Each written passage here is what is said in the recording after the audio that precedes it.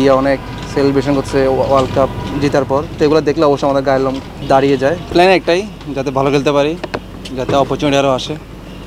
আর যেহেতু সামনে আপাতত কোনো খেলা নেই, তো নেশা নিয়ে ব্যাক করতে হলে অবশ্যই এখানে ভালো পারফর্ম করে আবার নজরে আসবো, এটাই মূল লক্ষ্য, ভালো করা। এর আগে 2021 সালে আমার বাংলা টাইগার্সের ওই যে আবুধাবি T20-তে কল পেয়েছিলাম, সামাও ইঞ্জুরির কারণে ওই টুর্নামেন্টটা মিস করি। ধরতে গেলে এবারই প্রথম দেশের বাইরে কোনো ফ্র্যাঞ্চাইজি লিগ। আসলামই তো মাত্র 2 দিন হলো, ইনশাল্লাহ এখনও ভাবিনি, এখন আপাতত ফিটনেসে কাজ করতেছি। আপাতত উইকেটগুলো রেডি না, ফুল পেসে বল করার মতো এটা এখন তৈরি হয়নি। ইনশাল্লাহ যদি উইকেট অ্যাভেলেবেল পাই, চেষ্টা করবো যে যেসব ল্যাকিংসগুলো আছে ওগুলো নিয়ে কাজ করার। আপাতত 2-3 দিন ইনডোরে কাজ করতেছি, ব্যাটিং প্লাস জিম ফিটনেস নিয়ে। অবশ্যই ভালো খেলেছে, যদিও আরও ভালো খেলা আর ভালো লাগতো। তারপর ওভারঅল ভালো লেগেছে। লাস্ট একটা ইকুয়েশন ছিল সেমিফাইনালে ওঠার, ভালো সুযোগও ছিল, তো হয়তো বা হয়নি। তারপর আমি ওদের চেষ্টাকে আমি অ্যাপ্রিসিয়েট করি। অবশ্যই নিজের দেশ ভালো খেলতে ভালো লাগে, যেমন ইন্ডিয়া অনেক সেলিব্রেশন করছে ওয়ার্ল্ড কাপ জেতার পর, তো এগুলো দেখলে অবশ্যই আমাদের গায়ের লোম দাঁড়িয়ে যায়। তো ইনশাল্লাহ আমরাও মাঝে মধ্যে রিয়েলাইজ করি যে আমরা কবে এরকম চ্যাম্পিয়ন হবো, কবে এরকম দেশের মানুষের সাথে এরকম উদযাপন করব, সুযোগ পাবো, ভালো খেলার চেষ্টা করবো, প্র্যাকটিসের উপর দিয়ে থাকি। আর যেহেতু এখন ফ্যামিলি হয়েছে আমাদের সাথে, যখন একসাথে থাকি তখন খুব বেশি নেগেটিভ চিন্তা মাথার মধ্যে আসে না।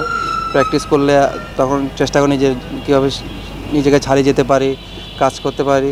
কারণ যখনই বেশি আমি বাদ পড়া নিয়ে, প্রিভিয়াস ইস্যুগুলো নিয়ে আমি চিন্তা করব, তখন বেশি আর খারাপ লাগে, তখন আমার কাজেও আসলে ব্যাঘাত ঘটে। তো এই জন্য কাজ করতে থাকি, সুযোগ আসবে। আর সত্যি বলতে আমাদের বাংলাদেশে তো ওরকম ইন্টারন্যাশনাল খুব বেশি 20 থেকে 25 জনের বাইরে তো ওরকম প্লেয়ার নেই। তো আমি চেষ্টা করি, আমি যদি ফিট থাকি থেকে সুযোগ আসবে। অন্যান্য দেশে যদি আপনি দেখেন অনেক বেশি কম্পিটিশন বা তা আমাদের বাংলাদেশে কিন্তু খুব কম সংখ্যক ইন্টারন্যাশনাল মানের প্লেয়ার আছে, 20 থেকে 25 জন, যেটুকু আমি মনে করি।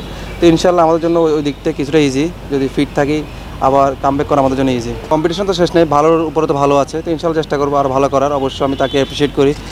তানজিম সাকিব অসাধারণ খেলেছে, যদিও আমার সে কলিগ আবনিতে আমরা একসাথে খেলেছি। তো এইটাই আসলে ক্রিকেটারদের, কেউ ভালো খেলবে, কেউ খারাপ খেলবে, তো এটার জন্য আসলে খুব বেশি চিন্তা না করে নিজে কীভাবে আরও বেটার কিছু করা যায় সেই দিকে চেষ্টা করব। প্রত্যেকটা ক্রিকেটারেরই দিন যায়, ওর দিনে ও ভালো, আমার যখন দিন আসবে আমি আমার সেটা দেওয়ার চেষ্টা করব। না আসলে সবাই তো ব্যস্ত, তাই না, এখন খুব বেশি কথা হয় না। খেলা দেখি, সবারই খেলা দেখি, LPL, সাকিব ভাই যে খেলো আমেরিকান T20 লিগটা, সব মিলে দেখতেছি কীভাবে বোলিং করা যায়। আসলে দেখা তো শেষ নেই, দেখে কীভাবে অনেক কিছু শেখা যায়। তো আমি চেষ্টা করি ওই সব হাইলাইটসগুলো দেখে, সময়ের কারণে হয়তো বা লাইভ দেখা হয় না, তো চেষ্টা করি কীভাবে ভালো করা যায়, কোন কন্ডিশনে বোলাররা সাকসেস হচ্ছে, কোন লেন্থে বল করলে ওরা ভালো ডট বল করতেছে। তো এগুলো দেখে দেখে কিছুটা নিজের ভিতরে লার্ন করার চেষ্টা করতেছি। সম্ভবত আরও 6 মাস আছে না, তো এটা আসলে লম্বা চিন্তা না করে সামনে যেসব খেলাগুলো আছে মূলত ফোকাস এই দিকে। আর যেহেতু আমাদের এখন পেস বোলিং ইউনিটে অনেক বেশি কম্পিটিটর, তো আসলে আগে আমাকে অনেক বেশি ওদের চেয়ে আর ভালো বেটার কিছু করতে হবে, এটা মূল লক্ষ্য।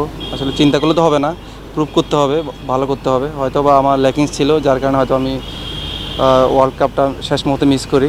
তো চেষ্টা করব নিজের সেরা দেওয়ার, একদম সেরা হয়ে আসলে দল ঢুকতে চাই আর কি, ইনশাল্লাহ।